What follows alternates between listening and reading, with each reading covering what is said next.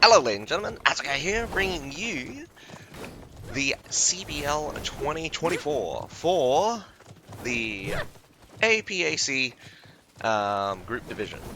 Not for, right? Yeah. So this is the second day. Obviously, we watched SKT versus. Oh man. We watched SKT versus FNR and the TRT versus MKT. We also had the announcements for the points, which should be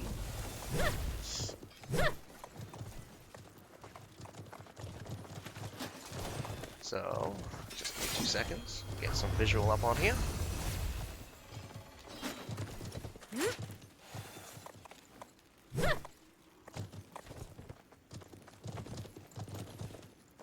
So,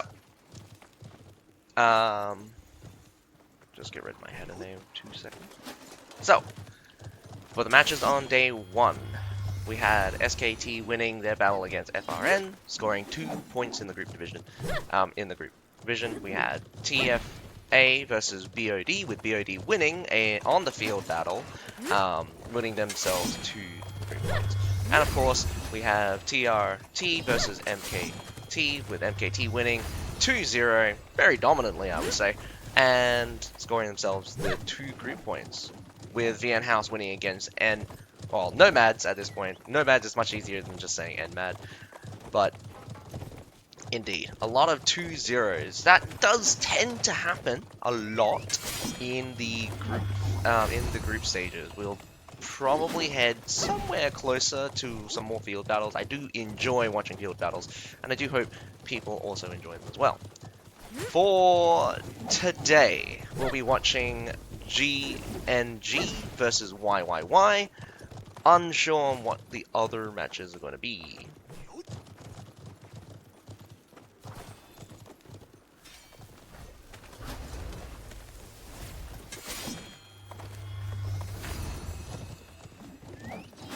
Because he hasn't told me which matches I should be watching. Just so you know, GNG versus YYY are fighting on Heilung Fjord. The Viking map does seem to be on the more popular side of things, but to also note, we also have TLDR versus LDA, and later on we'll have Doc versus STD, and AP versus AHA. Aha! Hello, Obi-Wan Kenobi.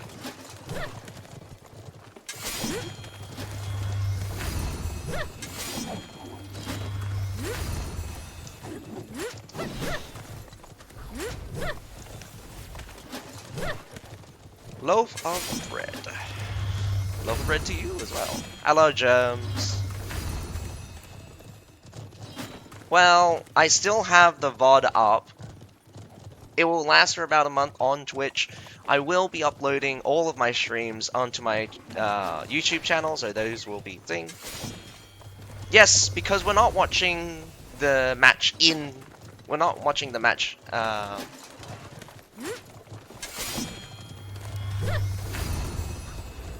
Because we're not watching the match later, please?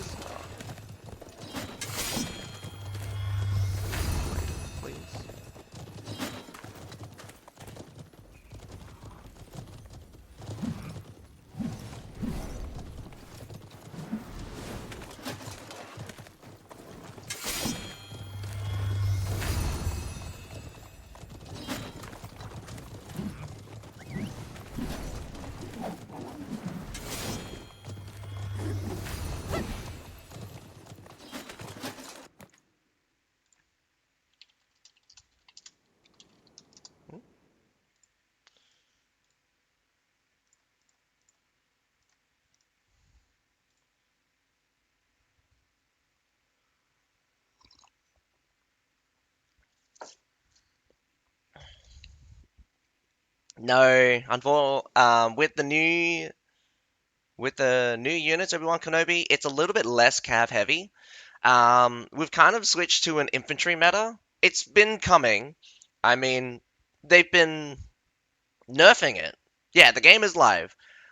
Or to say you're watching me live, watch the game 3 minutes behind. So the observer mode has an inbuilt 3 minutes delay. Alrighty, does look like YYY going for a split. Some on the A point, some on the B point.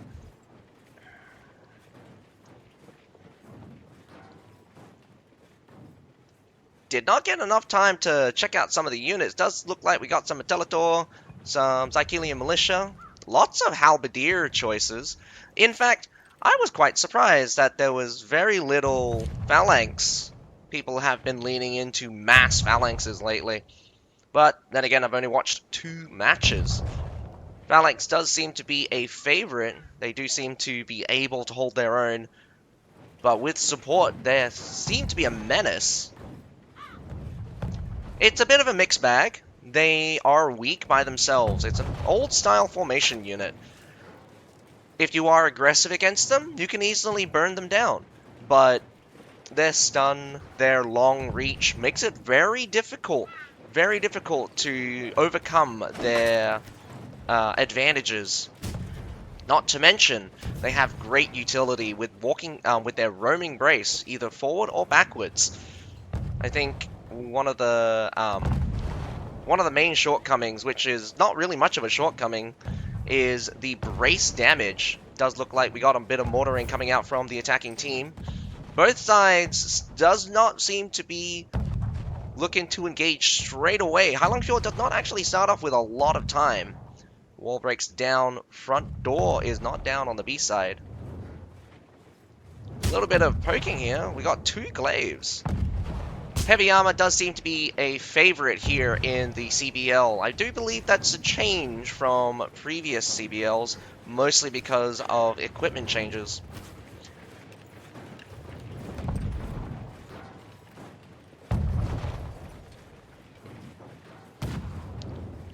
YYY mustering up towards the front gate of the A point.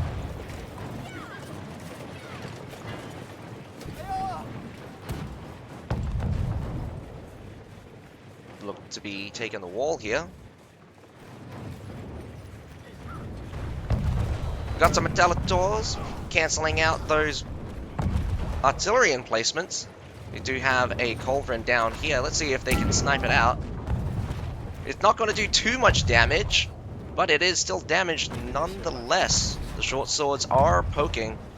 Probably wanting to get on top of that point, but they do have a ISG standing on top of it. We got 2 mortars on the wall here. YYY goes in for the aggressive push right away. Units retreating down. Metallador is now firing down the line, but it does look like they've kind of offset towards the right-hand side.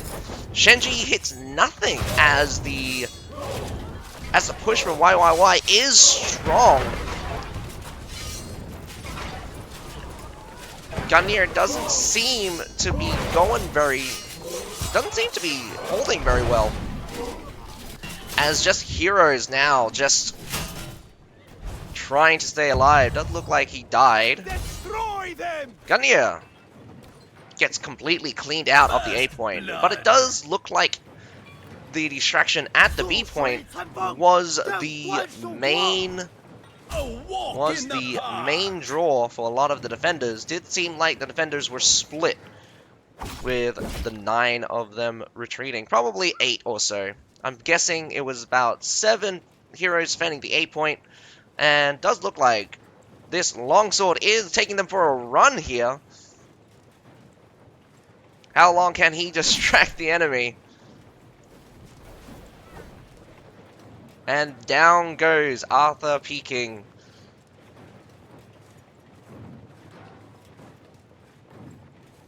Walk in the park. I would say that Phalanx is difficult, especially when winning.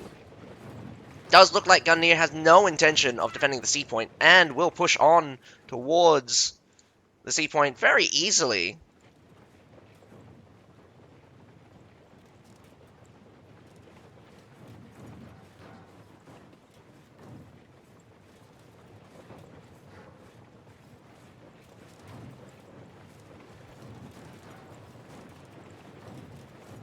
Gungnir used 7 Arty. They have 8 in the bag. It looks like they are deploying more as we speak. There are 4 here, so actually they probably only used around about 5 Arty there on the A point.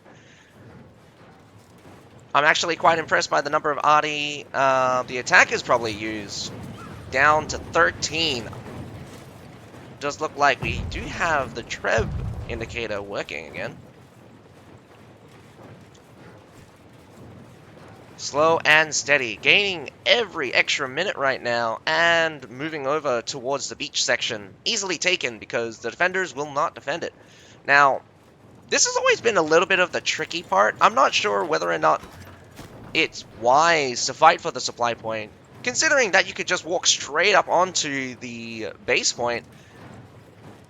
But we'll see. YYY might look to push, considering they get a little bit of AI reinforcements here on the beach side. We still also have 13 Trebs, going to be fairly deadly on to the final point.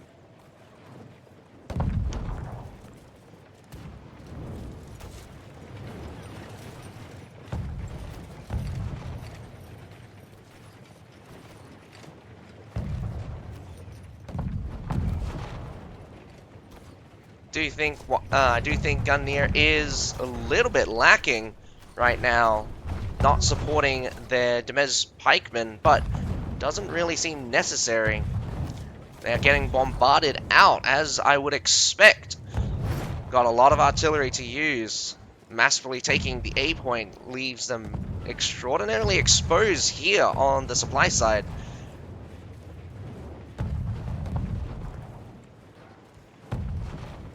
Indeed.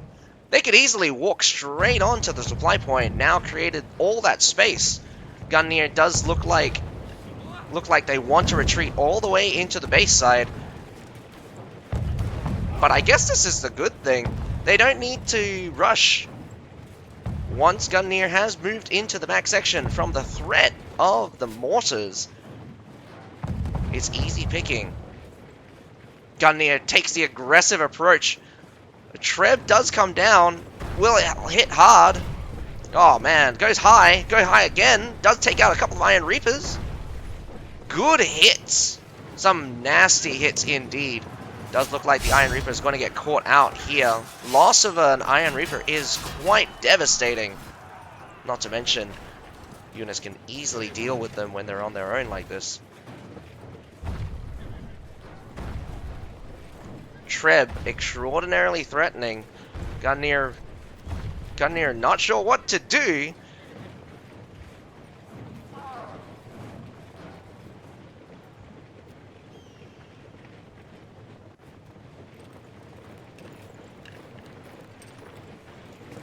Story enjoyers. I'll try to watch as many of the matches as I can for the EU one, since it does have like huge blocks of it.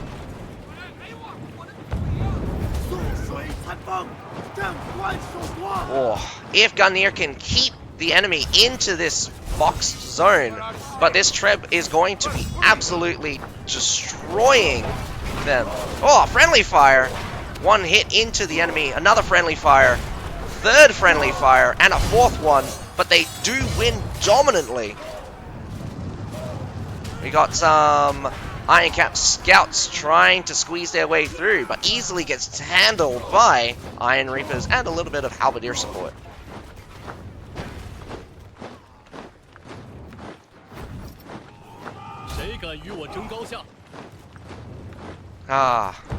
Swansea Heavy Cavalry easily wipes out that Wu Wei Mansion Guards. We got Halberdiers defending the line. We've got a stream of cavalry just coming right through.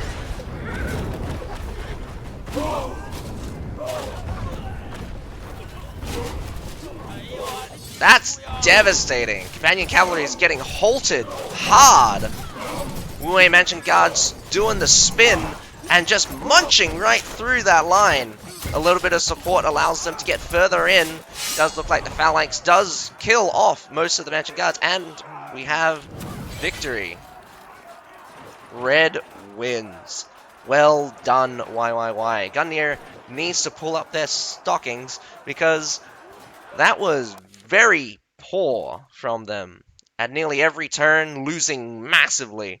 Almost 3-1 in the first engagement. I would say about 2-1 in the second engagement.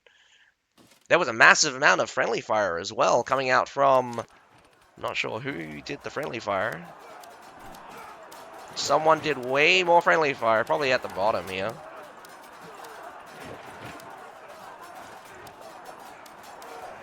I think it was this guy. Friendly fire deduction. No deduction. Strange. Lots of friendly fire, apparently.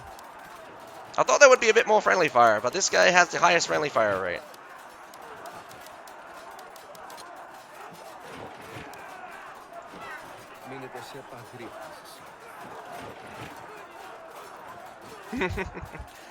Definitely do think that Gungnir is not working very well. I think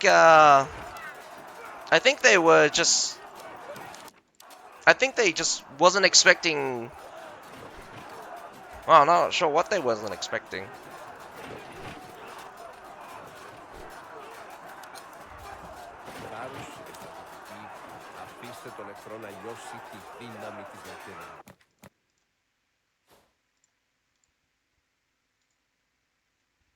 Yes, TLDR is playing.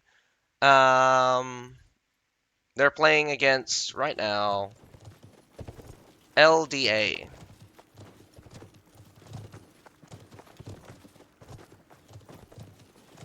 Ask Little Demon. Morning, Corn Berserker.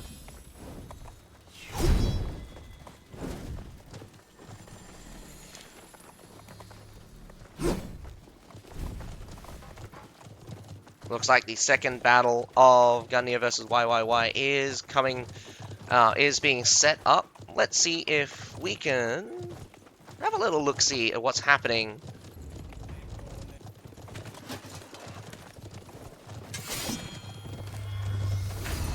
Looks like it's a bit of a hard fight. TLDR has a slight edge. Probably missed out on, well, let me just bring it up for you guys so you can see just a little bit. It looks like those guys just went straight into the next battle, but do have a little bit of time.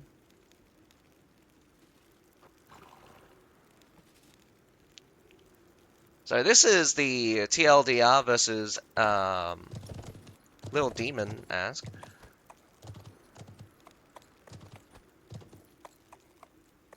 Looking at a fairly similar strategy. The supply point is still being held. Doesn't look like they're retreating out of it, but they're super prepped for a push onto the base point if they want it.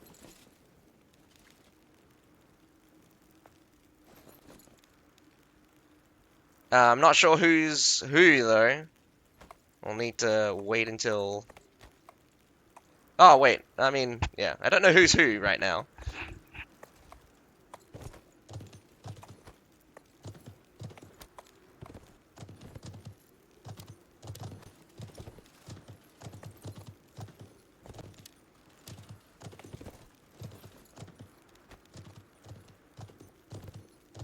Alright, does look like Lil Demon Ask is the attackers, with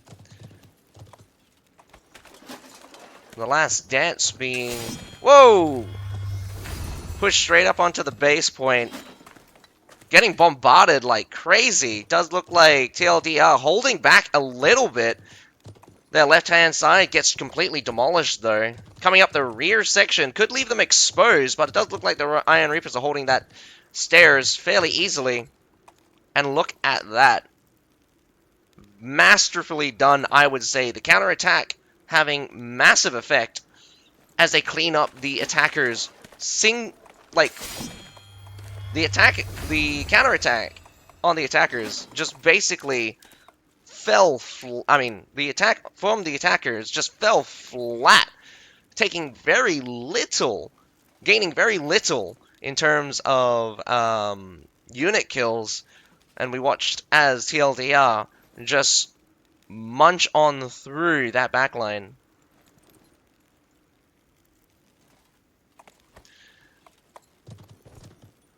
There's plenty of time left, and this is one of the bigger problems when we have, this is one of the bigger problems that does become apparent, is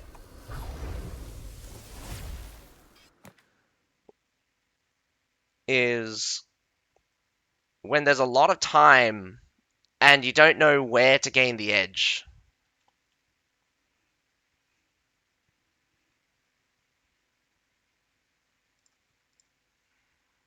Alrighty. I do think that TLDR has won that battle fairly easily, but let us move back towards the GNG versus YYY. Not particularly sure why we're only seeing a subset of Gungnir. I know for a fact that they have 15 players because there was 33 in the lobby, which should be indicative of them having a full team. Interesting picks coming out as well. We got Longbowmen being chosen for Gungnir. We have, I would assume these are Prefecture. I believe these are the Shirt Diners for YYY. We got some also Ball Boys. 3 Alchemists for some reason. Probably just a filler unit at this point. 2 Ball Boys, and of course the Rattan Marksman. A very good choice. Do we have some Phalanx, some Sunway Phalanx being chosen? Yeah, that sucks. A lot of spectator bugs, but hopefully it improves. I am amazed that we now have spectator. Well, they're also pushing out a battle report system where we can view the last 10 battles, like actually watch, and that was a strange start.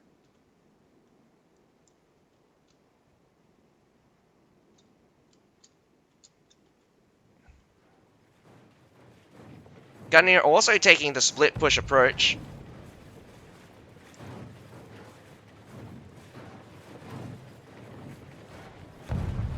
Interesting choice. A ballista.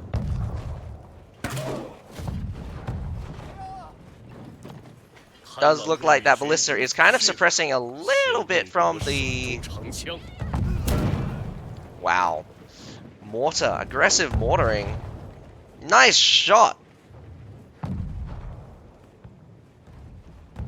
That's going to put a lot of pressure on Gungnir as they try to keep their troops healthy before the battle. You never want to come into a fight weak. Be very painful to watch your units disappear almost in an instant. Gungnir also using the Golden Minotaur armor makes them look very makes them look very cool team-wise.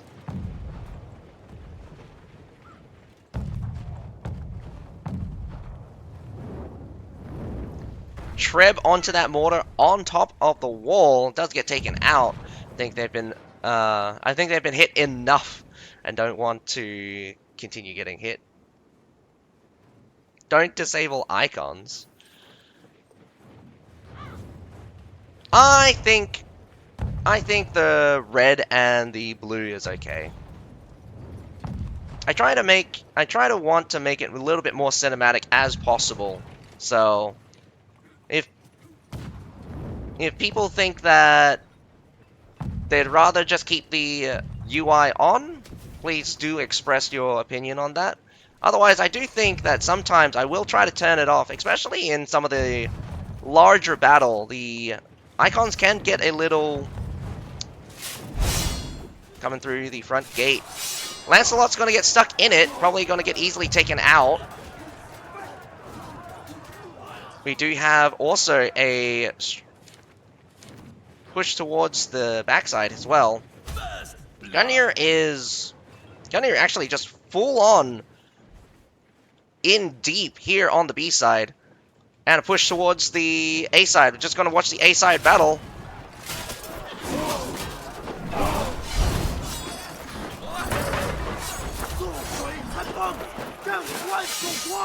But Phalanx easily just Ares flurries down the front line, pushing Gungnir straight out. I think the Shenji just devastated that line there. We also have a battle here at the back. Wu Wei cleans up some Lancelots. We have some... The bravest of the brave. a lot of losses here at the back. Does look like YYY is a little bit scattered, but they are regrouping onto this secondary force as they move to just wipe them out, unable to get reinforcements, and just a few of them. A Treb onto the supply point, probably not going to hit very much.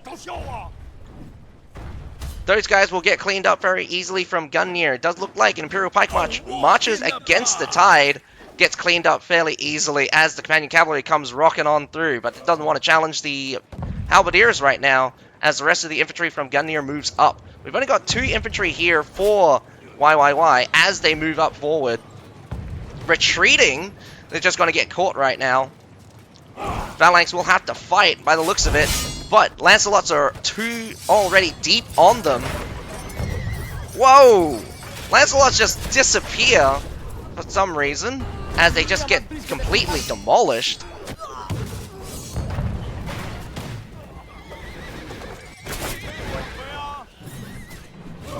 We got an interesting push coming out from YYY as both the bridge and the main street coming onto the A point here.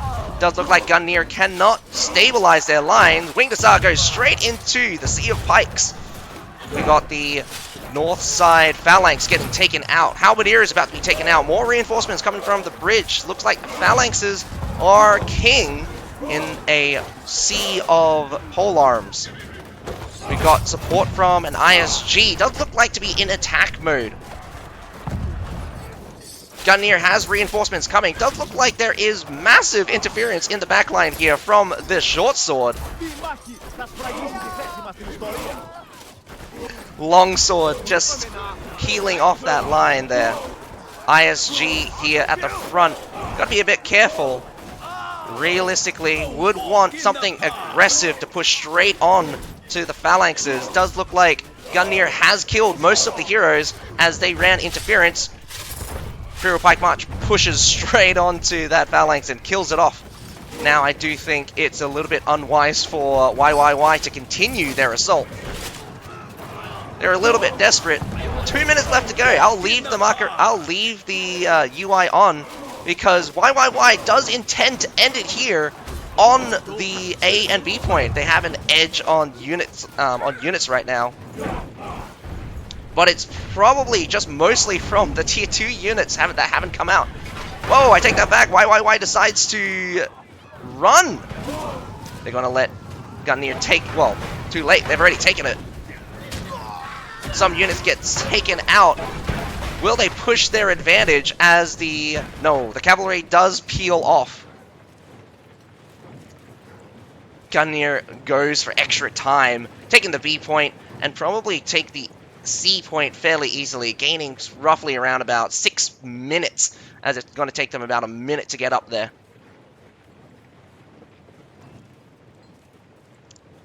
I was honestly thinking that YYY might have wanted to end it there. Although the unit advantage is not wide. The tier 2 units from YYY will probably come in clutch if it comes down to a hero battle. High tier units are scarce as they start to be outnumbered by lower tier units. C point getting captured right now. it is a fairly exciting back and forth. I mean, I love the phalanxes.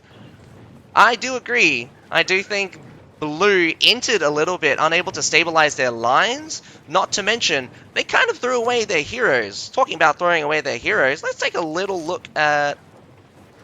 Oh man, they've changed this so it doesn't disable camera anymore. But we got to be careful here. Why? If Gungnir plays this correctly, I think they could kill off the YYY heroes and not have to deal with the tier 2 units, which could be absolutely massive for Gungnir. Gungnir needs to try to solve the issue of the unit disadvantage they're at. They're not at a huge disadvantage. They've got about one high tier unit disadvantage, but it's mostly the tier 2 units that I'm worried about. And with 6 minutes left to go, there could be easily at least 2 pushes coming out from Gungnir. They've got plenty of arty as well. We've got some arty being placed right now. We've seen this before with YYY completely dominating the supply point with arty and just grabbing the supply point, pushing them straight onto the base point. YYY does a good job at spreading out a little bit, wondering whether or not Gungnir can take advantage of this. We still have 6 artillery available for YYY. They're probably trying to manage their artillery because they probably know that the next push is probably going to be their last. I would probably be aggressive, get some artillery down, counter the artillery from Gungnir. Otherwise, it's best to just pull out of positions that are just going to get bombarded like this. Otherwise, I think a good idea is to use the tier 2 units and soak up the arty from Gungnir. Nicely done! Does look like a musket just blew up the 2 mortars there.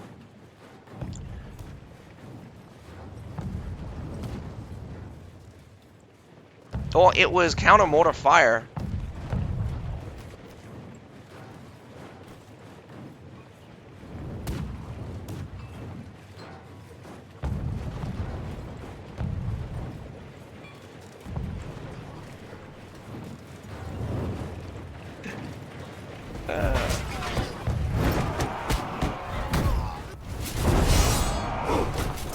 Straight on to the battle. We have heavy shields at the front, soaking up a lot of damage. A lot of the Wu Wei are now in deep, trying to punch through. Whoa! What stopped the Zhuangzi heavy cavalry in its tracks? Companion cavalry jumping straight into that front line. Both front lines from either side is getting taken out. Now that all that remains is the phalanxes from either side. We've got a lot of heroes just running about. In fact, both sides still have most of their heroes alive. Longsword running interference. Not one step back. Gungnir is sacrificing their lives, trying to pin that supply point. Probably not a smart move if it means sacrificing your units. Gungnir is slowly pushing in, but does look like both sides are running out of units. I don't think Gungnir's got a lot of steam left, as one by one their heroes are dying, still interrupting that supply point, but I'm not sure if it's fairly important at this point. I think Gungnir played this very poorly. They should have went after hero kills. Hero kills probably would have changed the outcome of this next section massively. Child's play. Child's play. A walk in the park.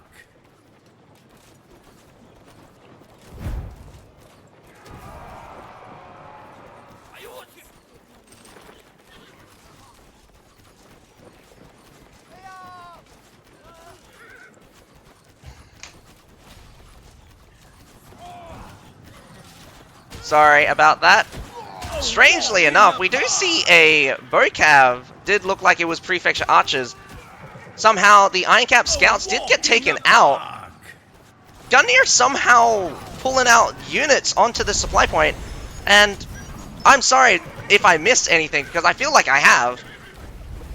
The heroes from YYY still struggling to hold this supply point, wanting to maintain, but honestly, I would just run with a lot of people running on, with a lot of people being on 2 deaths. Every single death from YYY is a detriment. Let's see if how many people clocked out. We have 2 people already clocked out from YYY. We have 3 people clocked out for YYY right now, and I think a 3rd and a 4th one just got killed off. Gungnir just needs to kill the heroes and just push on straight onto the base point. Chasing the heroes like this is not what Gungnir should be doing. Get onto the base point, and force them to fight there on the base point. We've got a couple of heroes already moving towards it. A good move. Gungnir takes out another hero, 1 by 1. If the heroes from YYY trickles on through, we have a massive dominance of just heroes from Gungnir. It's like no units, by the way. There's a Halberdier down on the supply point that's going to rock up soon. But is it going to be... It's going to come. When is it going to come? We got Demez. We got Demez Spearmen coming through right now. And I do think that Gungnir could win still if they kill off the heroes. The Treb coming through. Alrighty. I guess that's it.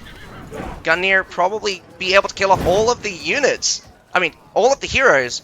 But they won't be able to kill off the units in time now. I think there's too many units. There's 30 seconds left to go. But Gungnir is just murdering a lot of the heroes. And there's a massive friendly fire. Venture just gets killed by a friendly Treb right now.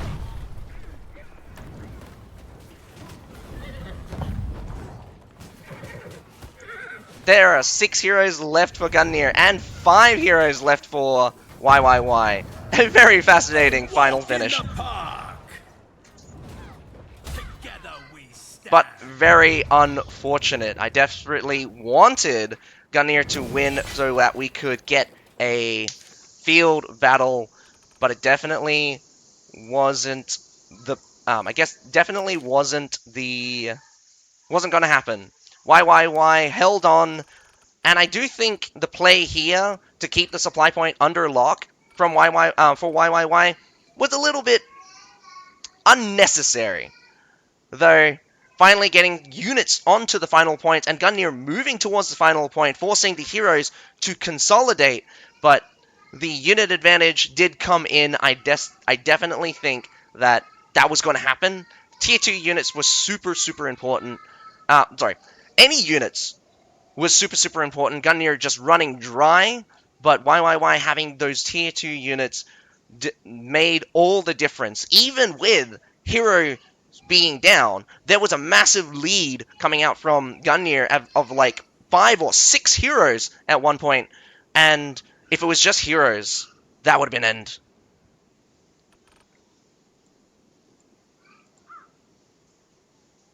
Yes, indeed, I definitely do agree. When the game comes down to just units, when the game runs long enough for all of the units to be used, even surf units become important at the very final, and I love it. I desperately love it when that happens. Now, let's see if there's a little bit left over.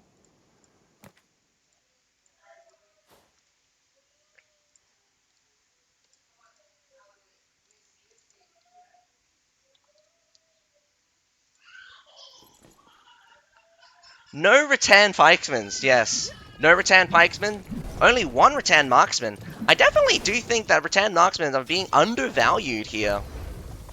Not sure why.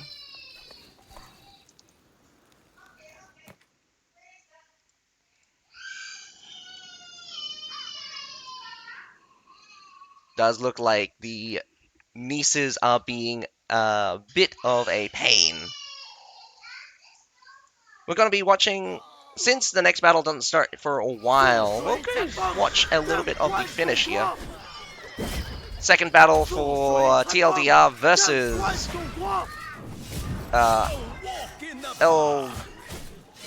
LDA.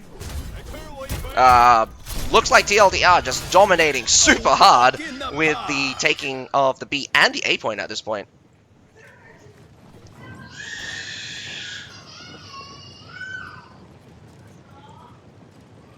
I'm not sure if I can run myself up to speed here.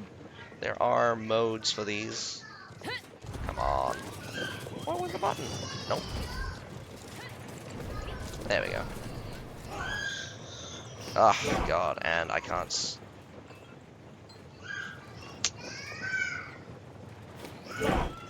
Wow, losses are a bit heavy. Losses are a bit heavy for Eldar.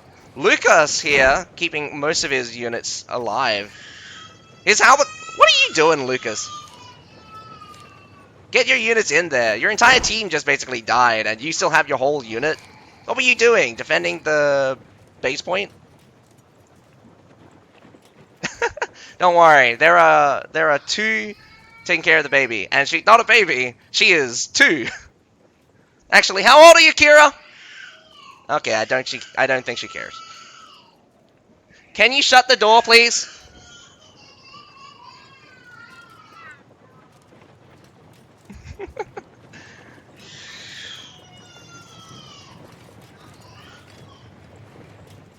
Oh, wait, no, I think that's Maeve. She's 1. Or she's 2 now.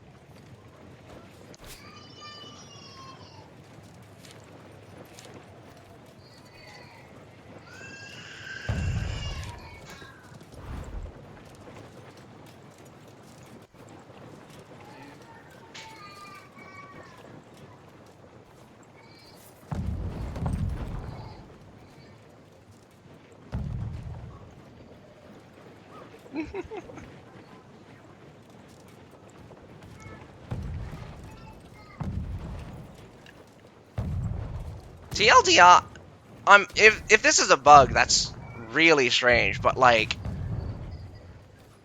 it's not. They have all of this artillery. How many artillery is just going to be used here? We got more artillery being placed down, and a sneaky little bit of cap here.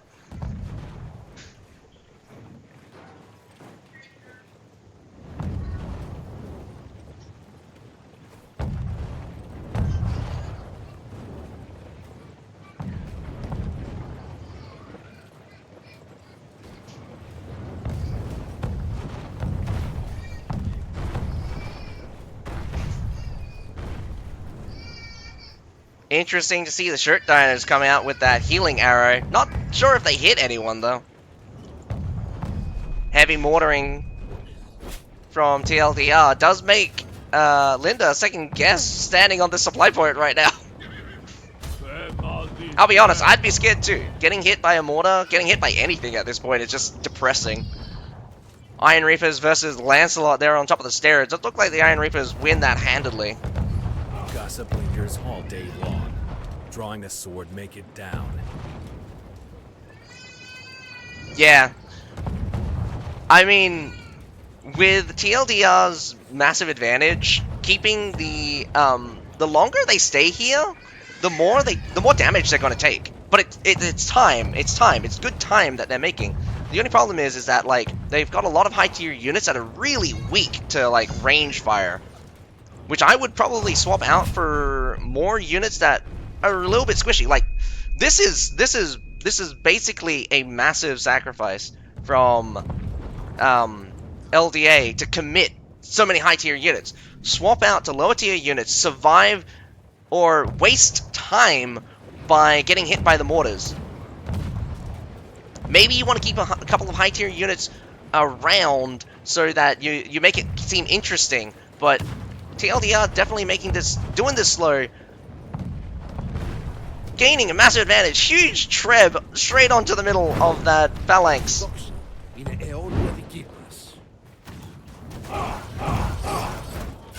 Oh my god. Phalanx is just putting down their pikes. Iron Reapers go on to the side there. Unfortunately, a couple of them do face the right way. Mass Phalanx supporting themselves easily manhandles that situation. TLDR struggling to get the supply point as the Iron Reapers just munch right through that Halberdier unit. I love to say that Halberdiers can deal with the Iron Reapers, but apparently that is not so.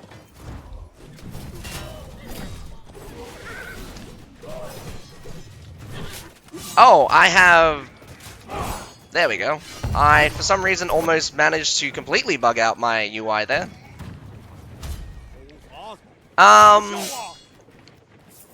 With how slow the TLDR's pushes are,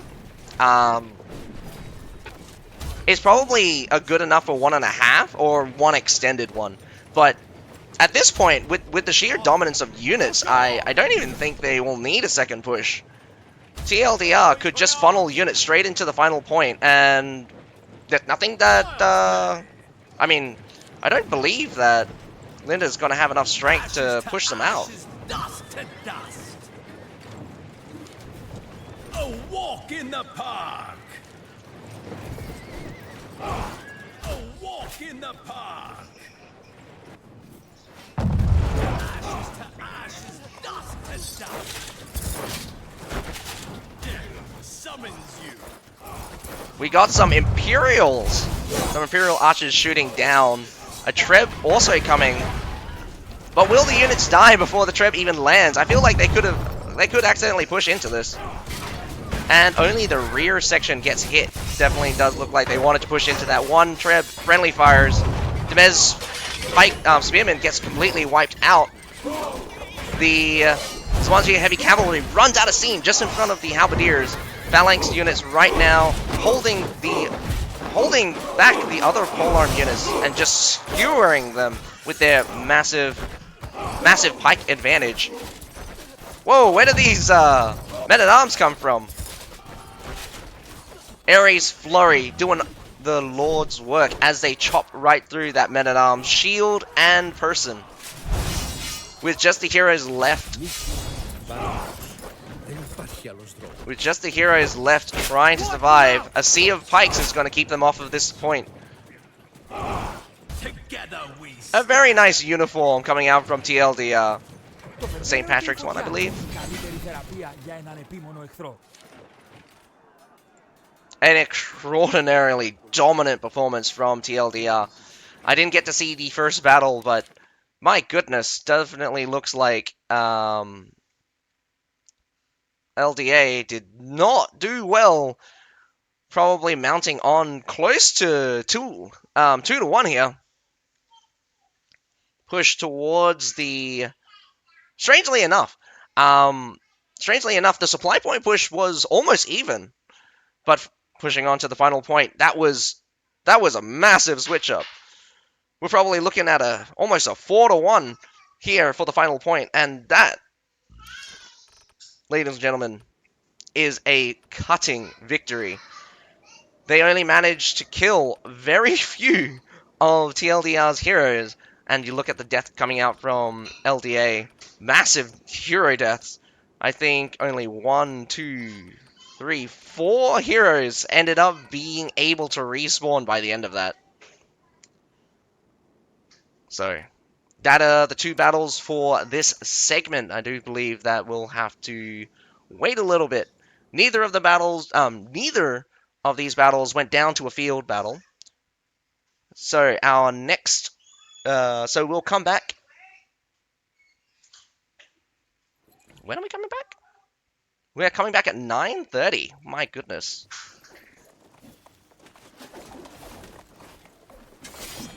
Huh? GG's.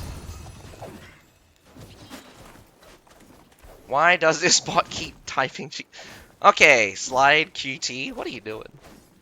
It is how long? It's about an hour and 10 minutes.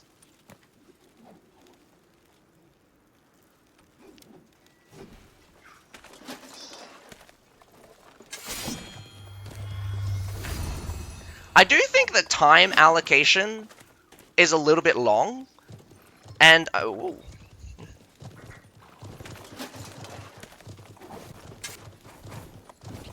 I do think the time allocation is a little bit long. What they needed to do is have intermission sections, and I think the time allocation is okay. An hour is fine to allocate for a match, but there's no intermission time, so they had 1 hour match back to back, but they made the matches 1.5 hours and added a 30-minute intermission and then 1.5 hours. I think if they were to do this again, they should do 1.5 hours, 1.5 hours back to back, 5 or 10-minute intermission, or 1 hour allocation, 30-minute intermission, 1 hour allocation. The matches are only around about 20 to 25 minutes long.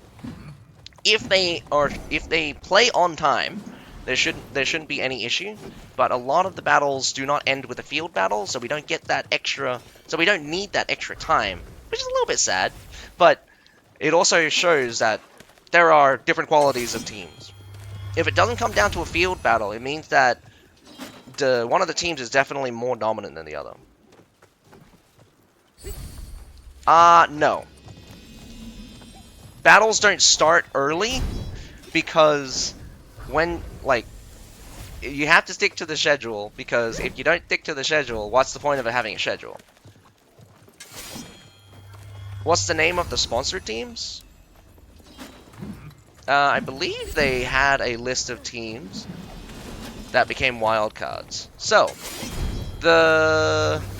for the APAC, we had Little Demon Ask, otherwise LDA, Yes, Yeah, Yep, YYY, VN House, which is VNH, Stardust, which is SCD, Assault Heroes Alliance, which is AHA, and Nomad, which is NMAD. Those are our 6 wild cards. So we watched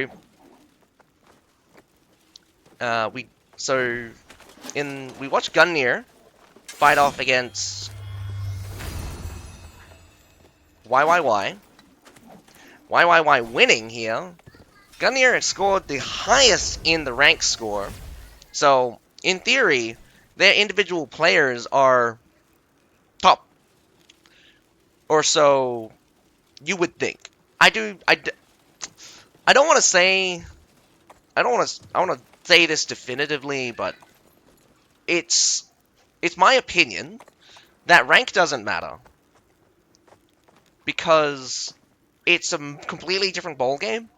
There's a lot of things that you can put that gives you advantages, and not everyone is going to be as strong as you. Literally. You can have the best gear, you can have the best units, you can have the best doctrines, all of those things. And every single time those progression systems are stacked on, and you're facing off against players that haven't played as long as you, that haven't got the things that you do, that is advantages that are incorporated into the ranked. So I don't believe that ranked is a very good indicator of skill.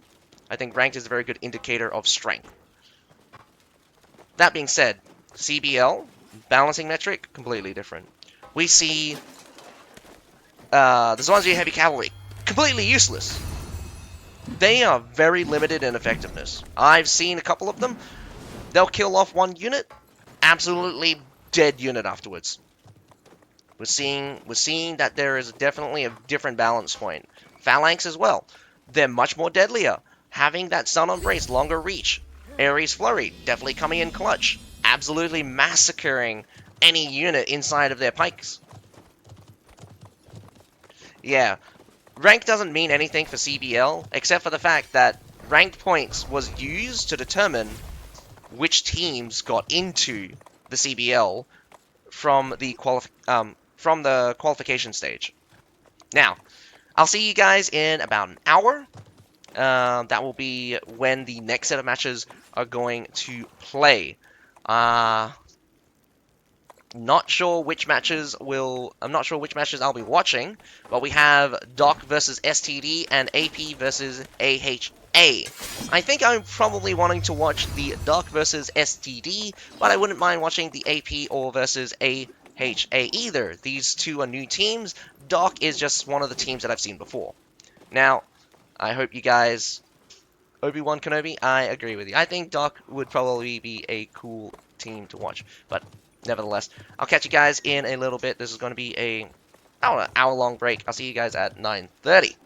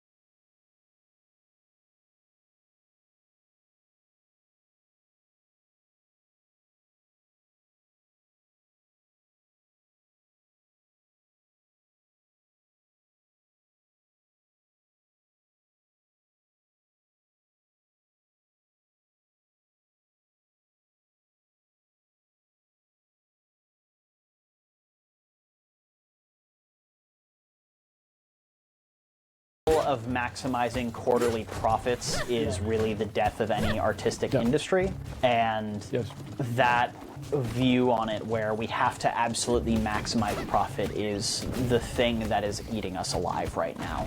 Yeah. One thing that kept coming up as I spoke to journalists and game developers is the question. Well, this will always be the case. People will always want to make more money. This will always happen. And you do see some companies that are investing long term, like this is my opinion. I think that Microsoft's value has the potential to 5x in the next 5 to 10 years, maybe 15 years. Because I think that Microsoft has set up such an infrastructure and foundation that if they can nail any sort of cloud gaming to where it's actually accessible by a lot of people, and nail other forms of like cloud computing, and make it accessible to an average person, it's going to completely change everything, right? It will 5x, no shot. I would be surprised if it wasn't more, to be honest with you.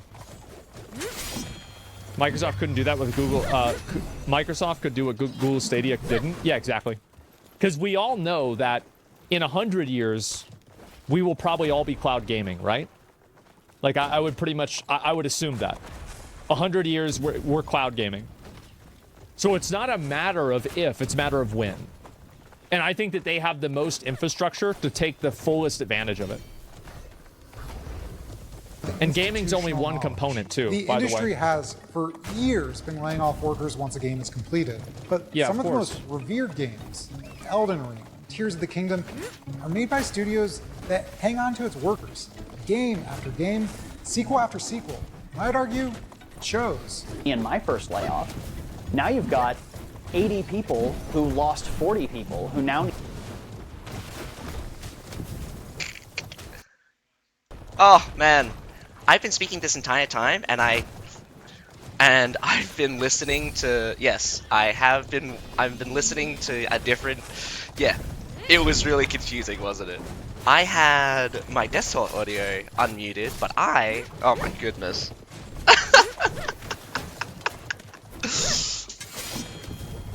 Oh my god. Alrighty.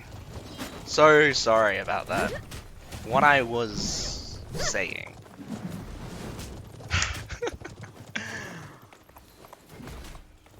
Welcome back. Oh my god. I am just so embarrassed now because I was watching a YouTube video. Like, don't get me wrong, an hour-long wait between battles is too much, for sure. They definitely allocated the time too much.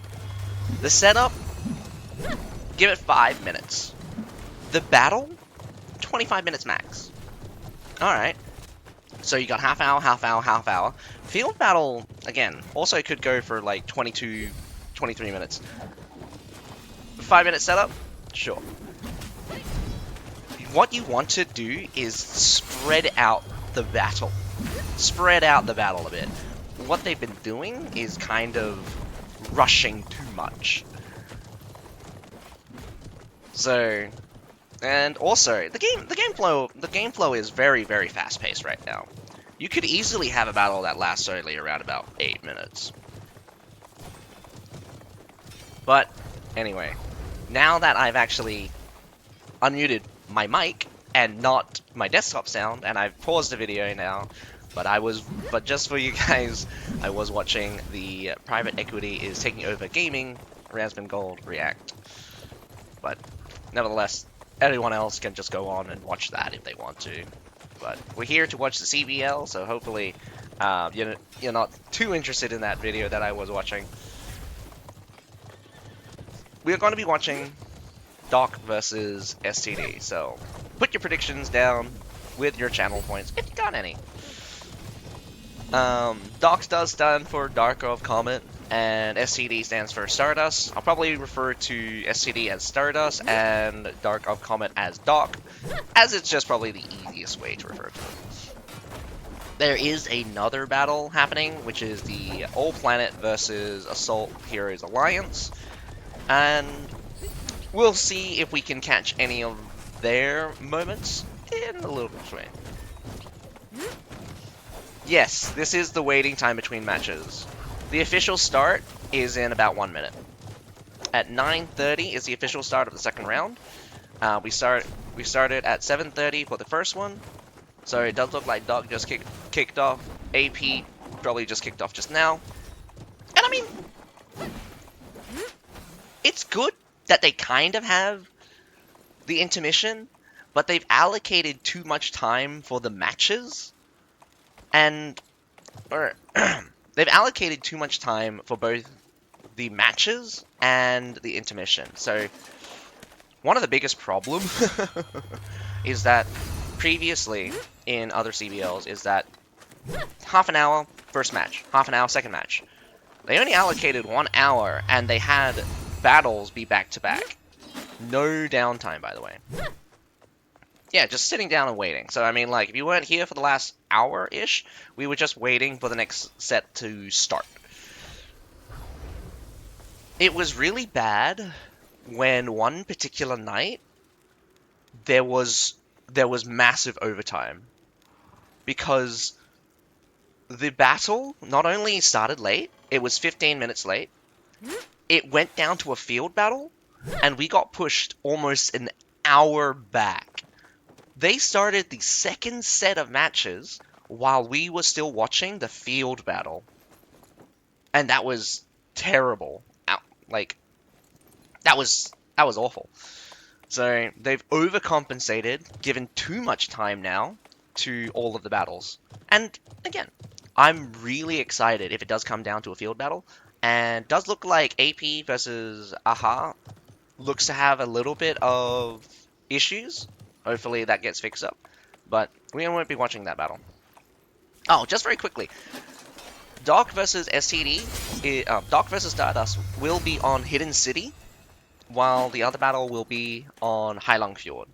We've only seen 2 maps, realistically, which is Hidden City and Heilong Fjord, be played. Heilong Fjord obviously being more preferred. And I'm going to repeat what I said earlier, but I think I was muted at the time. But Heilong Fjord is easier to attack. Once you get past in the A and B point, though. Once you get past the A and B point, easy to attack. Only issue I see is there are particular setups for home base and C. Well, mostly just home base, but like you can do C. It's really difficult though, because not very many people do this, but there was a setup a while back where they destroyed all the trebs and they defended the bridge and the wall, and the thing for they defended the bridge, they defended bridge, the C point, and like basically there were only 3 real points that the attackers could go through, and they could watch them rotate. It took a little bit of kerfuffling because the defenders need to switch from going towards the C point and going towards the bridge. But basically, if they choked out the bridge was just basically 1 point. And they just choked out the other side. If they switch, it takes too long to go to the B side. But yeah. What was I? The main point is that attacking isn't too difficult.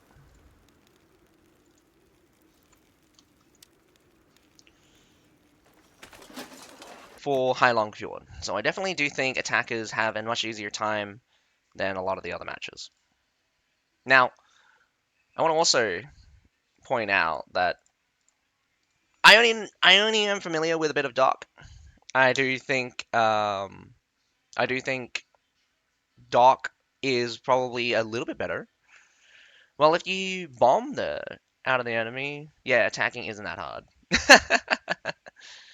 There are very many positions that, again, smaller maps like Heilong Fjord don't allow you to kind of avoid getting bombed. Alrighty. Unfortunately for the bug here, we don't see all the players from SCD. We are seeing a massive use of pikes coming out from SCD, while Doc is using a little bit more of a mix here, but I'm surprised that some things like there's not predominant amount of heavy cavalry. A lot of the companion cavalries are coming out. I think it's only like 3 realistically. Heavy shield units are pretty good, but then the lack of support the heavy shields are receiving is very apparent. Not to mention Iron Reaper's definitely very strong right now, especially on the CBL. Probably one of the toughest units to deal with and to take down. You need heavy damaging units. Pike units are very good at dealing with Iron Reapers. Burns out that very heavy armor trait. And for sure, you gotta watch out for the Zykeeli Militia. Siphonarios. I don't think Siphonarios is being used very much though. For sure. I mean, Iron Reapers smack everyone. And I don't think anyone can disagree that, like, Iron Reapers are meta. Are very meta right now. In an infantry-heavy meta as well.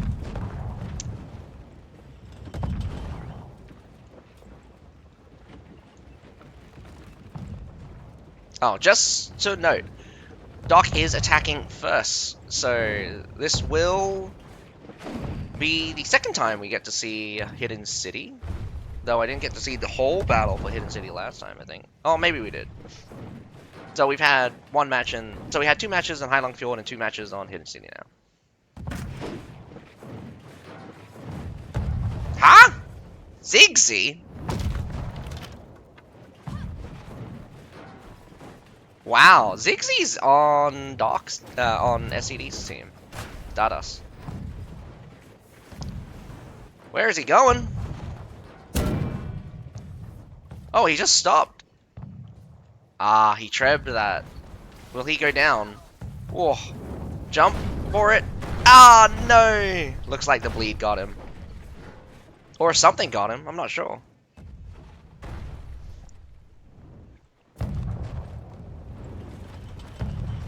Well, here's the thing. We're not seeing the actual performance of the Phalanx.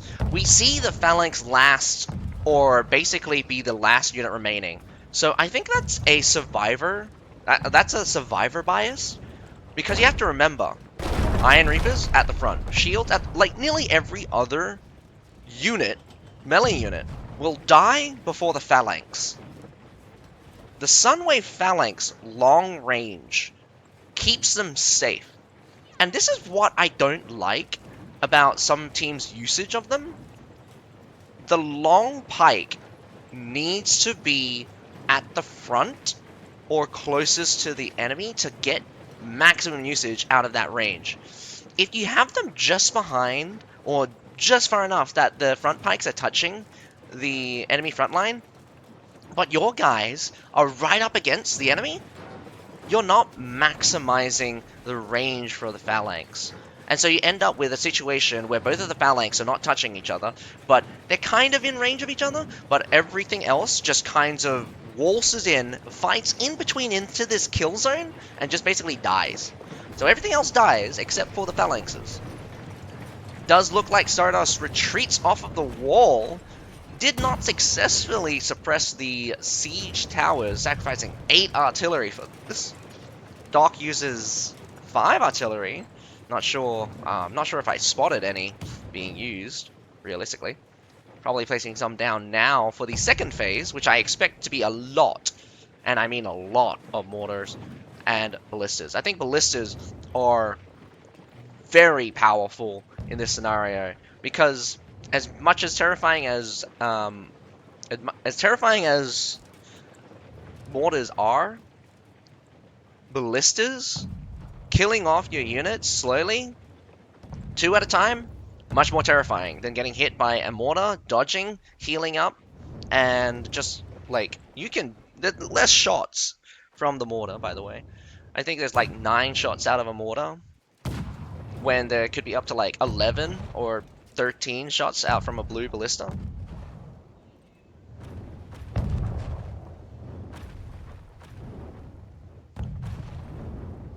Not taking damage is better than taking damage, but just take reduced. Again, this is not using your unit to the max. you want to protect your phalanx, yes, but you also want your entire phalanx engaged. So you want them close to the front line, but not on the front line. What people have been doing, or how they're using the phalanx, is that they're so far away from the front line that their units are leaving the kill zone. Their units are pushed, like, whoa, friendly fire. That is absolutely brutal. I mean, you destroyed your own ballista. You killed a couple of your own Shenji. I think you killed like 2 Shenjis, hilariously. Didn't kill any of the Lancelots though, so that's good.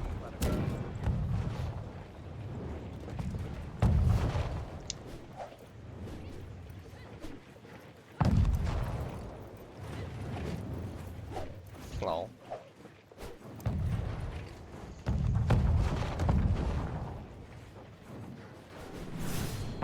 What is he building?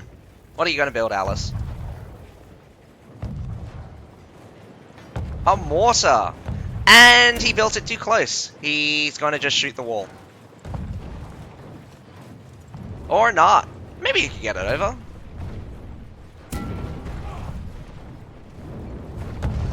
Nice shot! If you idolize me, you seriously need to, like, go watch a different player. You should, like, I'm not good at the game. I'll never be good at the game because I refuse to play only meta units. And even when I do play meta units, I'm not that good at them.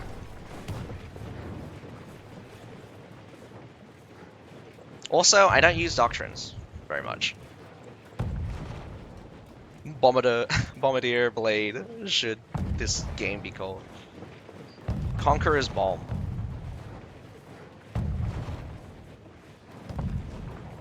Bombardier's Grenade. And this is also another part of why I think... This is also honestly another part of why I think artillery is just not very good for the game. But because the artillery phases can get longer, the faster battles are. Doc is, interestingly enough, going to go for a squeeze here. We got 2 battles happening. Let's see if I can see them both. Doc hits the ground here on the left-hand side. The stairs look a bit scared. They don't want to go down. They're retreating back up. Phalanxes are not very good, like any kind of pike unit can't make use of their range, and especially so for phalanxes and the... Ooh. Got the tail end of there. I don't think they got very many with that Shenji toss. There is a Siphonatic just bowling through right now. Not successfully. Wu Wei was halted, and it does look like shooting into this with the Siphonatic is just not working very well. So that's just a full-on stop. But here we go with a backline cavalry push. Zonjia Heavy Cavalry kind of tries to hit the backline, but the Sunway Phalanx does a easy job of stopping them.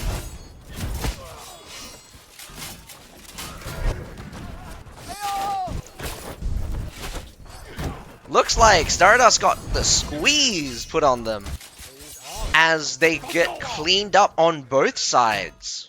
Very well done from Doc. Not sure what I could say. Didn't see very much. There were 2 battles happening simultaneously. Did look like the rear charge was ineffective. Phalanxes at the back, just kind of halting them and slowly pinching them down. Not exactly a straight kill. The heavy shield units pushing up, making the way. Definitely did look good from Doc, getting maximum usage, having them on the front line. Ashes to ashes, dust to dust. Can he? Let's see. Alrighty. Only 1 person survived. Zixie's got 1 assist right now. Zixie, did he die again? No, that's just a delayed UI thing.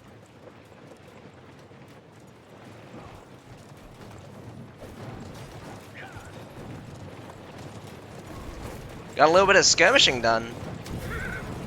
I like how this UI just didn't update properly. It says he's a pike, but he's definitely a musket. Boom!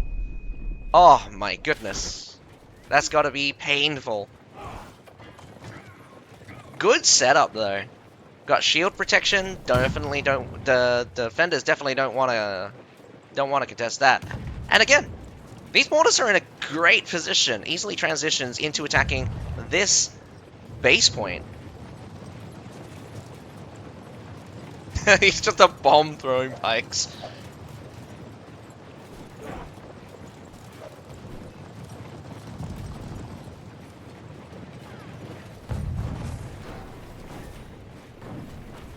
Plenty of artillery coming out for Doc. Still got 8 left. 6? Only 6 Trebs, interestingly enough. Now, although I would say time-wise, not a lot of time, Doc could afford to go with a burning strategy where they burn off the units from the defenders. I think that they should have options to kind of push up, force a fight from Stardust, and again, we're going with a nice split push. Gonna put the squeeze on Doc here. I mean, Doc is gonna put the squeeze on Stardust here in the center, eventually. But Stardust could easily put the squeeze on one of the forces as well, as it does look like they are going for it.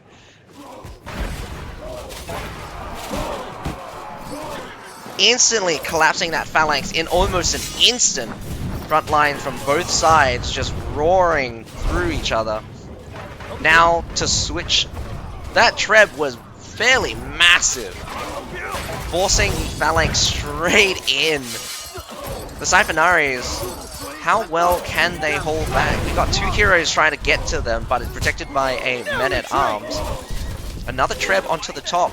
I definitely do not think that running back the phalanx is a good idea, but Trebs and the cavalry just blasting right through. I didn't turn off the thing, but that would have been probably cool. The retreating phalanx was probably their detriment. Once they got in, they should have just pushed all the way in. Does look like Doc managed to choke him out. This doorway, like honestly, Doc losing probably 5 or 6 heroes, they're at a deficit. So like they were at a disadvantage. But my goodness, the choke on that door. Siphonari is always as well being deployed. Needs definitely to solve the Siphonarioid issue. Otherwise, that entire force just got burnt up into oblivion.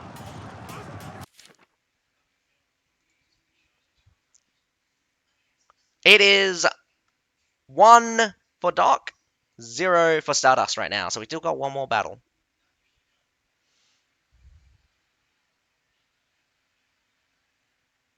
One Treb got 50 kills.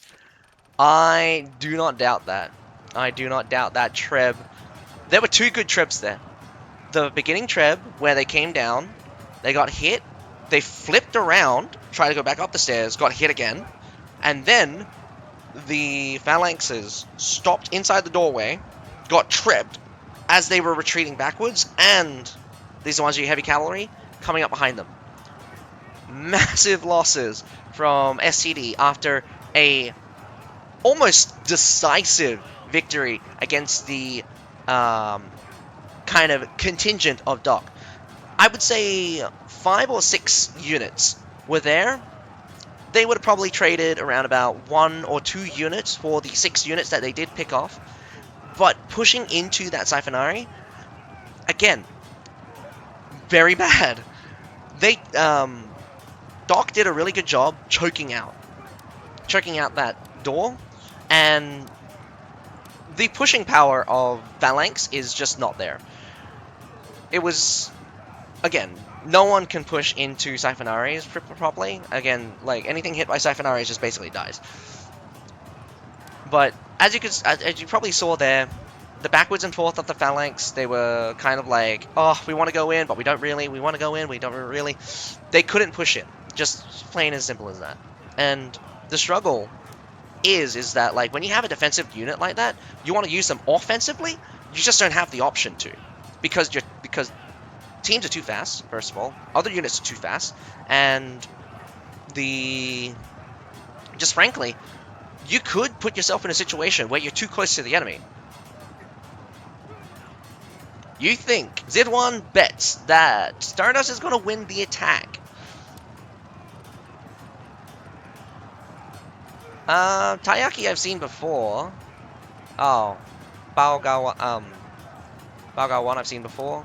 Narumi as well. These two should be fairly good. Zixi and Alice. I'm familiar with these people. I don't watch them. I don't watch a lot of their plays for the most parts.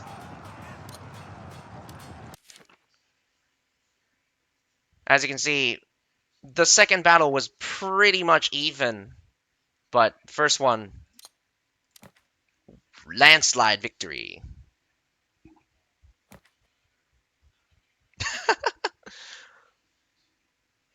Bagawan is too good to lose.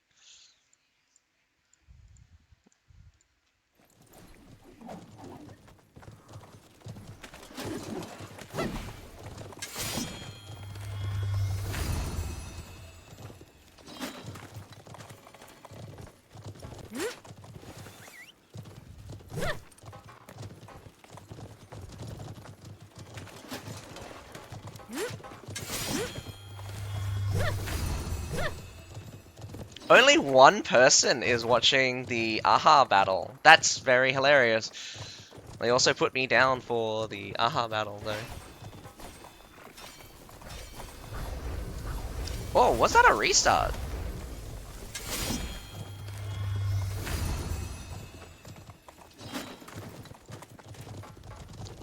As we're waiting, we're going to have a little sneak peek at the Twitch here. So this is the All Planet versus Assault Hero Alliance.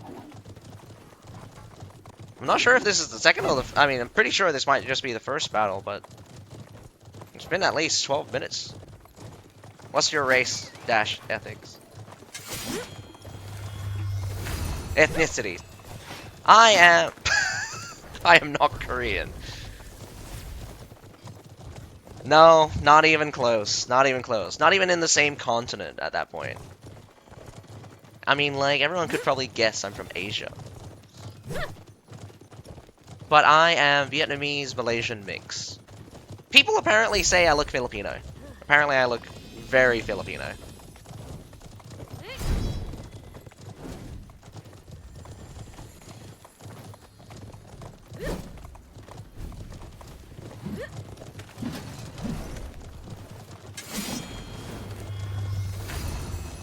Wow. AHA is stopping them right at the front gate, which is very aggressive.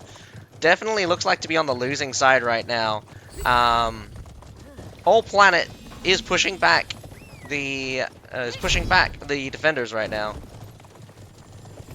Does look like they'll clean up the rest of the A point and push on towards the C point. Otherwise, they might aim to clear up the B point. I think this could be a nice catch. If they clear up the A point, grab the A point, push on towards the B point, catch these heroes. They are losing on the B side though, so it's kind of like a one for all, where, I mean, 1 for 1, where B side they're winning, but A side they're losing. But with the supply point being capped, it's going to, like, this desperate push, and it's very funny because we just watched a Zwanzia Heavy Cavalry just clean up a Madao unit, which, again, should not happen a lot. Means waifu is Terran? Yeah, of course, you're Terran. You're from planet Earth. We're not trying to communicate that to aliens, right? Like, are you... What type of Terran are you? But nevertheless, all planet looking very strong, catching off a lot of the defenders, and I think AHA is not going to do very well in the next phase. Definitely did look like about a 200 exchange to around about a 4-ish, probably 350 exchange for in favor of the attackers, of course.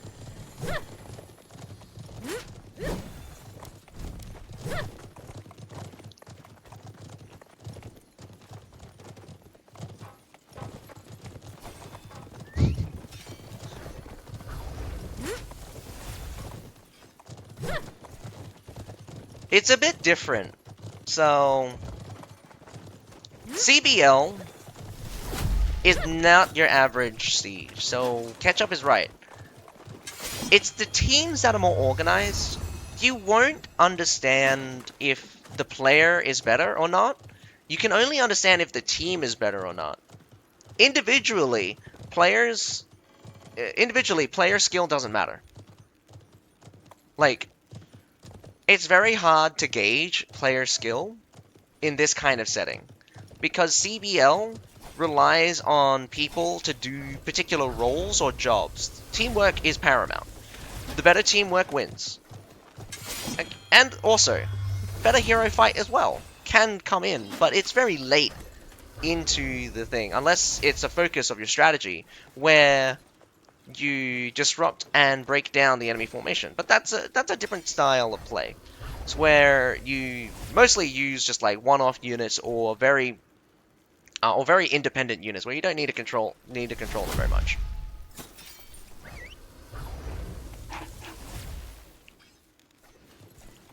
STB?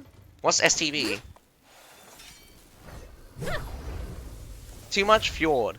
Fjord is just one of the popular maps. I don't think we got very much of a choice.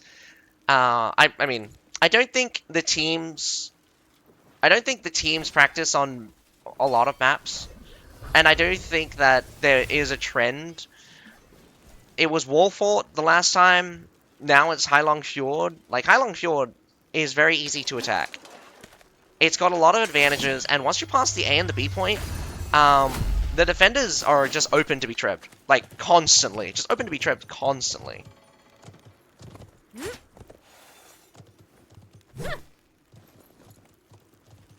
It's a bit of both.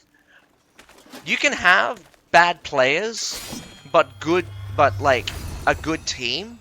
And like, you don't need to have very much skill or knowledge of the game. You just need to know what you're doing and how to do that. There's also a point where it's just like, there is no, that like, you don't need extra knowledge if you're not making use of it. Just because you know, like, there's like commander level stuff where it's just like, oh, I need to know where all of my units are. I need to know where all of these guys are. If I just tell people where to go and what to do, you can just solve a lot of issues that individual players like don't have to make. Like, stay here, protect this point, everyone get back to the point. Like, there's very general things where it's just like a team that works together doesn't need the individual player to think. Like,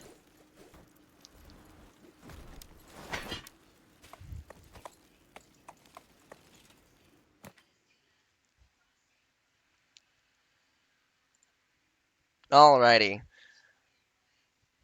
Going to interrupt this one. Does look like it's going to just be a long-ass mortaring.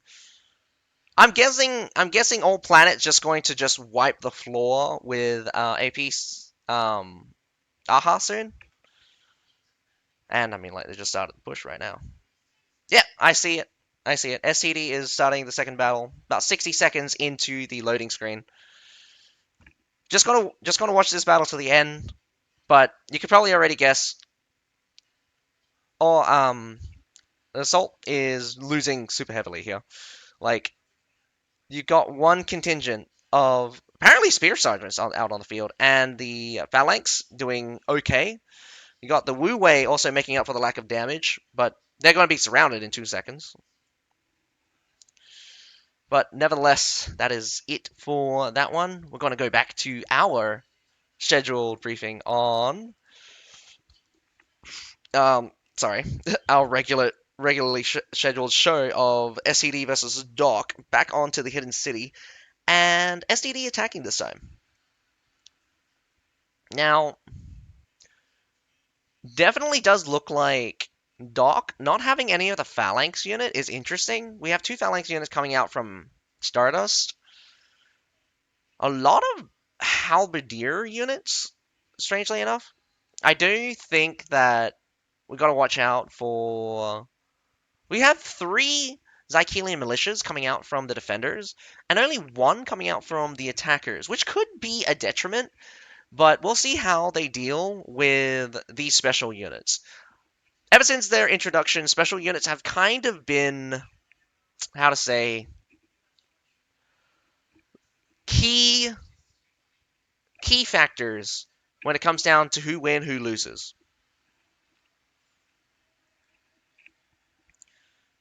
Could be.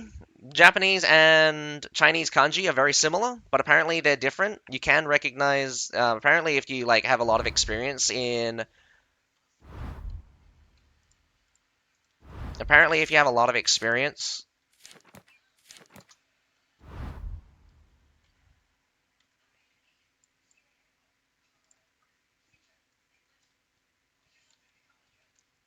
Means waifu. If you keep doing that, I'm gonna ban you.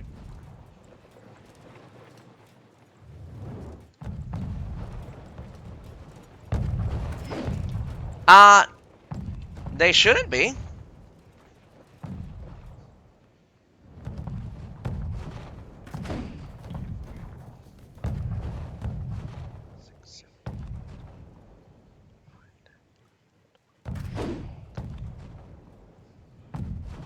They have 15 players, but one of their guys was dead?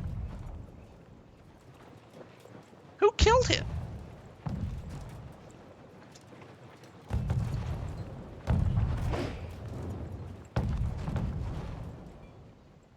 He's respawning now, but that was fast. Who got the first blood there?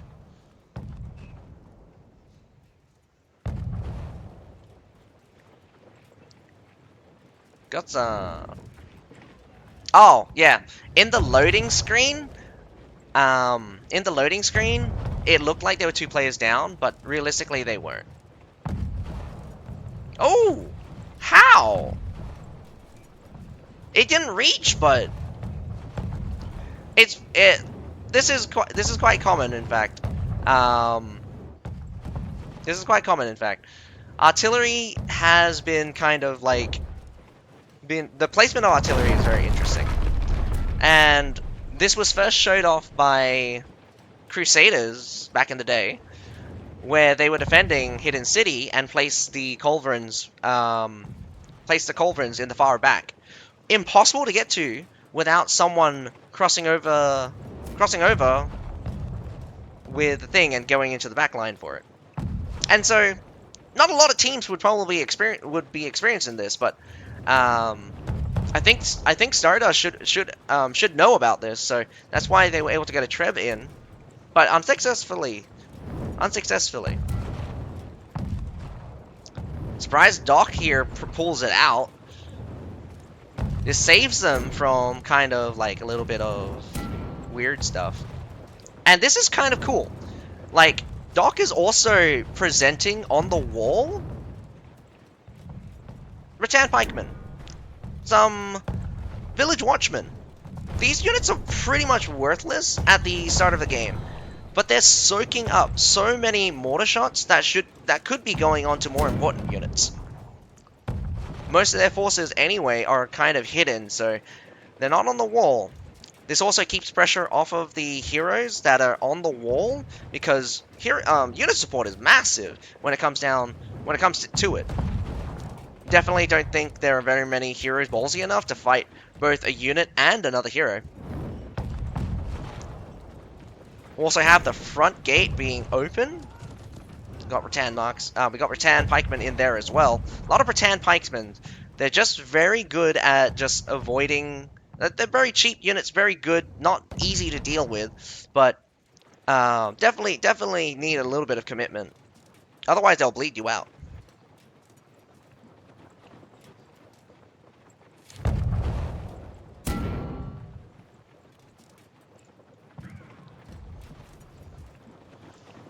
Wall phase always lasts for around about 3 minutes, I would say. Not particularly one of the best. Not particularly one of the best ones. Oh, I didn't see this either. We got some cannons on the backside here. I don't know why cannons, though. 2 cannons, 1 culverin. It's always just one of the strange ones. Oh! Just 1 hit away. Just 1 hit away.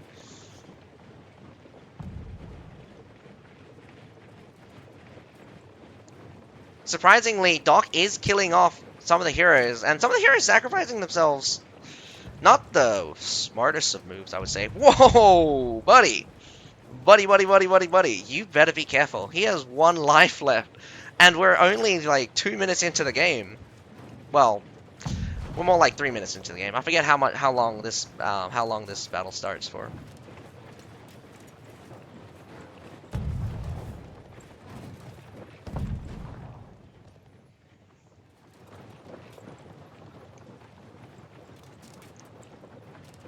Can be. I would normally put it down to the fact that if there's no combat early on, the defenders are limiting. What happened there? The defenders are definitely limiting the attackers' ability to gain an advantage because, again, the wall itself is a massive advantage for the defenders. The number of siege towers is also very important. If there's only 1 siege tower, defenders can choke that super easily. But if there's 2 siege towers, splitting your forces between the 2 can be a bit iffy. If 1 breaks through, the attackers only need to make sure that you are on 1 side. If you are on both of their sides and can squeeze them, might be a bit dangerous. But at the end of the day, the attacker's treb keeps the defenders at a disadvantage overall once the attackers are on the wall. If they can't even get onto the wall, the defenders have a massive advantage because they know where the attackers are going to come from.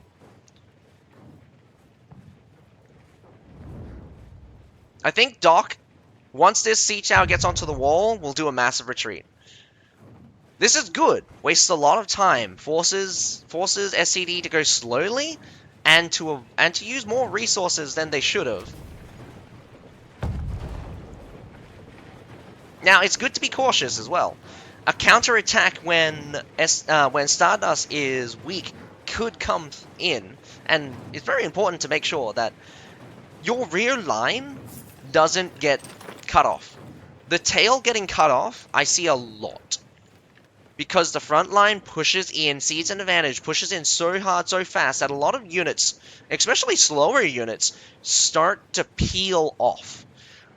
And these units can be key. Ranged units in particular get exposed a lot.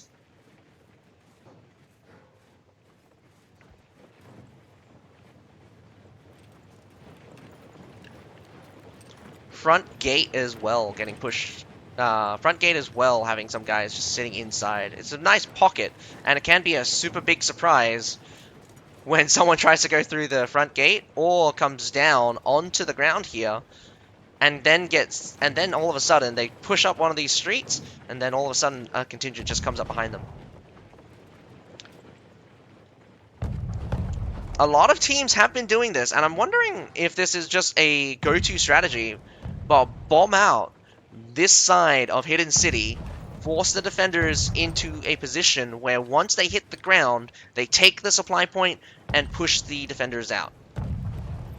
Doc probably has a strategy to deal with this. Either way, it's going to be a battle on two fronts. This is going to be a battle on two fronts. Not a lot of time. I would probably spend another 2 minutes at max mortaring before you are forced to fight.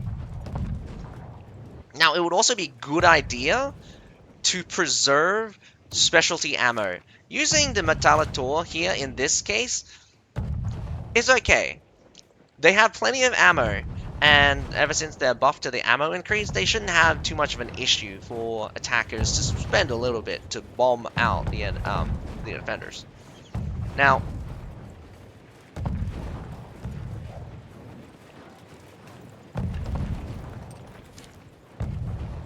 still gotta watch out for APAC here. He is still on his last life. If he dies, that's an early death, and I'm pretty sure he's probably got, like, units to spare. Whoa! APAC assassinates!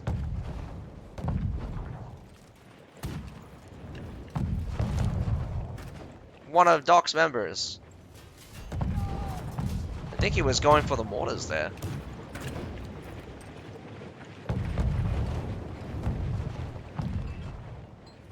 I'm not sure what just happened, but it did look like Companion Cavalry's trying to go through the front gate.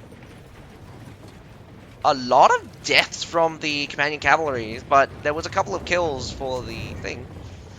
Now we hit the ground. We hit the ground running, and we see Iron Reapers versus... Strongest will survive! Oh man, I can't get a good view for everything here. Got Wu Wei cutting off this main force here. Coming in with cavalry. Doesn't look very strong here, but they're on the supply point. Swinging about. Definitely does look like they're in favor here. The Lancelot's coming up behind. Iron Reapers could clean this up. Unfortunately, the Wu Wei breaks down as the Iron Reapers chop through. Iron Reaper versus Iron Reaper. Stardust is getting pushed out. Doc holding strong here. A rush in through the center by the looks of it. Passenger goes for a interrupt. It looked like there was a hero straight onto the Metallators. Stardust is respawning as we speak. Takes the supply point on the far side. Companion Cavalry goes in with a Storm Pound. Switches up and cuts down a lot of the... Oh, I take that back. Many of those ISGs survived the hit. That means they probably weren't fully charged. Spawn in. It takes around about 10 seconds for them to get fully charged. And it can be fairly important. Ballista comes in, hits the... Wow, I love this formation coming out.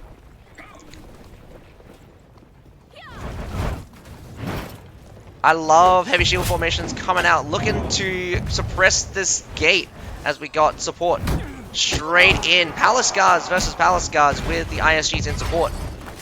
Imperial Pike March goes in, but Lancelot's right in. Whoa! Massive battle on the B point as well.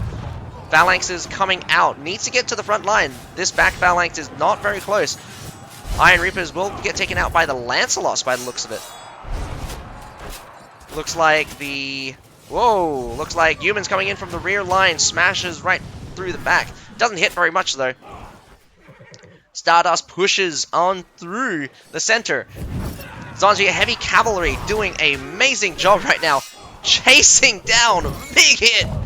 Takes out most of that Companion Cavalry. Excellent done. That was definitely probably worth the follow. Doc is surprisingly was trying to pull, but manages to escape instead. Wu Wei will clean this Rattan up easily here. Big win for Stardust as they push on through. In fact, Doc blocks so heavily in that exchange. I think any advantage they had before has dried up. A walk in the park. A walk it could come down to a field battle, which I am excited for.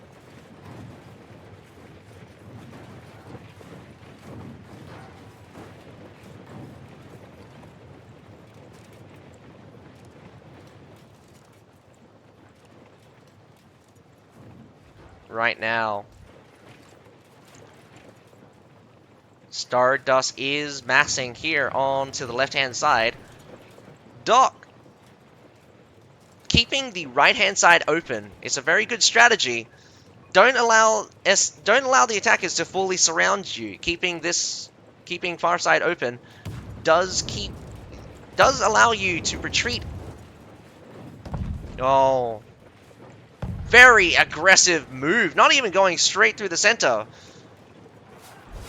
This could be a sacrifice by the contingent in the rear. Gets hit. Nice treb as well, but they're going to probably lose from the fact that the Zykeelian militia did get a good smack onto the center line. Massive charge by the Zwangia heavy cavalry through the center. Too bad I did not have Sanomatics. Now we also have a push. Halberdiers barely holding on as they just tank the shots from Halberdiers. I mean, tank the shots from Iron Reefers. Zwangia heavy cavalry coming in for reinforcements, so unsuccessful. They defeat the contingent in the back, but the phalanx units are being a menace right now as they're holding on strong. Cleans up the phalanx units on top of the base point. Now we have another phalanx unit trying to pull up with a halberdier unit in support. Very good combination. Right now, the cavalry are swinging on through. Phalanx units could catch a lot of the cavalry. However, the Iron Reapers and the Lancelots are taking a long time to defeat these Rattan pikemen. We got a charge out from the Iron Reapers coming in, and honestly, cavalry just ends up sweeping through. Iron Reapers probably carrying the day for Doc here. And that is a 1 minute 15 seconds to go. Can Stardust muster in for a final assault? We have 1, 2, 3, 4, 5 people dead for the attacking team. Does not look great. Doc is probably looking to hunt down the remaining heroes as they struggle to reinforce.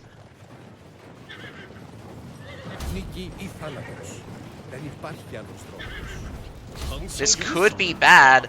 Starting off a fight without units, trying to take out some of their units. 35 seconds left to go. Right now, it is not looking good. Stardust, whoa! Rear charge almost makes it through, but gets stopped by the heroes. Mass infantry piles on through. The remainder of Stardust is going to get pushed out by the looks of it, and that's unfortunate.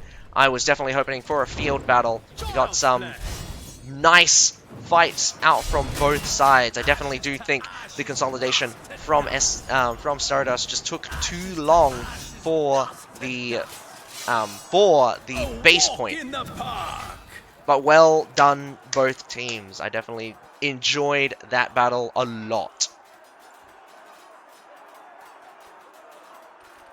It also goes to show that most teams are probably much more experienced in... both teams are probably much more experienced in attacking. Now, the formal assault is interesting, to say the least, because they lost about 2-1, and then they lost... Then they won about half, about 50% extra. Even fight, and then a loss at the finish. The edge here is the hero kills.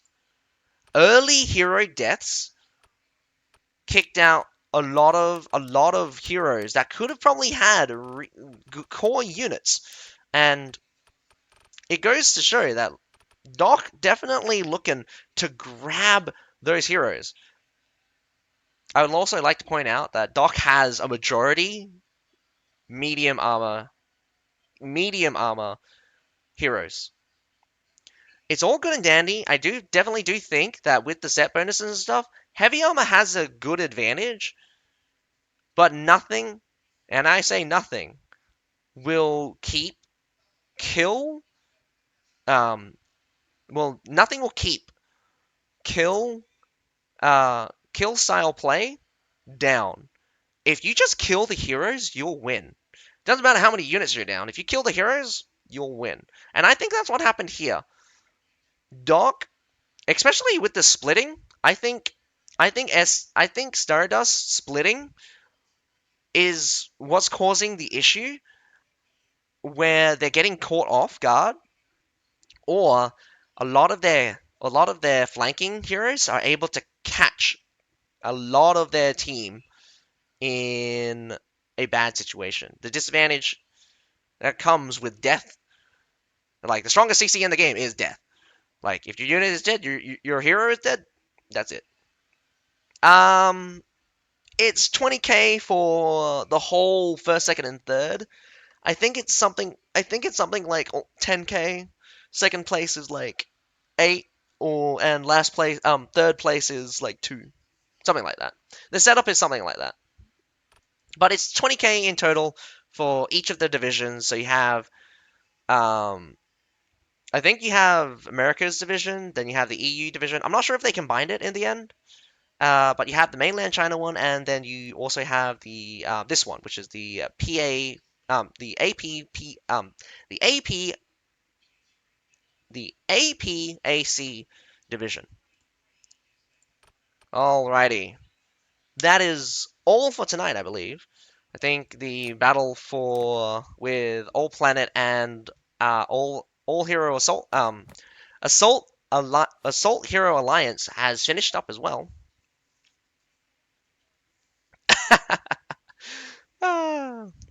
The Doc has defeated STD. Apparently it stands for Asia Pacific. It just refers to the oceanic. It refers to the oceanic region, but I think it's supposed to be some kind of strange acronym for Asia, and then PAC is just Pacific. I don't think there's any battles for tonight. That is all. So, let's go through a recap.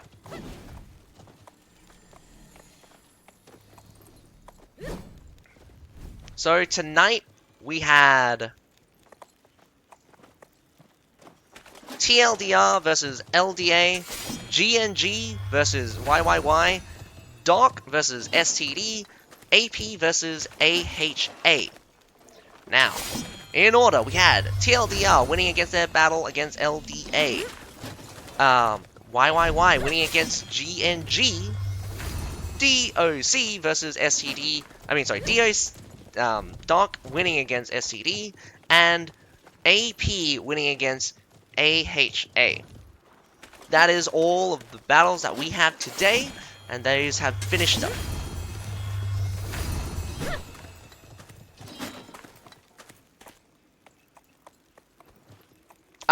I will personally be watching the EU, but I won't be commenting for it, so I won't be streaming. I definitely do think that the 9-hour-long segments is very tough on anyone, and I especially give my condolence to anyone that has to commentate for that long. But I definitely do think that it's very enjoyable to watch so many battles very quickly, in fact. And I've said before, the intermission between these battles are quite long. Tomorrow. No, tomorrow. So for tomorrow, we will have SKT versus TLDR, TFA versus GNG, TRT versus DOC, and Nomad versus AP. That is for tomorrow. And I'm going to try to see if I can get SKT versus TLDR. I think the more interesting match will be TRT versus DOC, but we will see. Anyway, that is all for tonight. My name's Atsukai. Oh, Well, I hope you guys enjoyed the stream, but other than that, my name's Atsukai. Have a nice day. Wow, I've forgotten my own outro.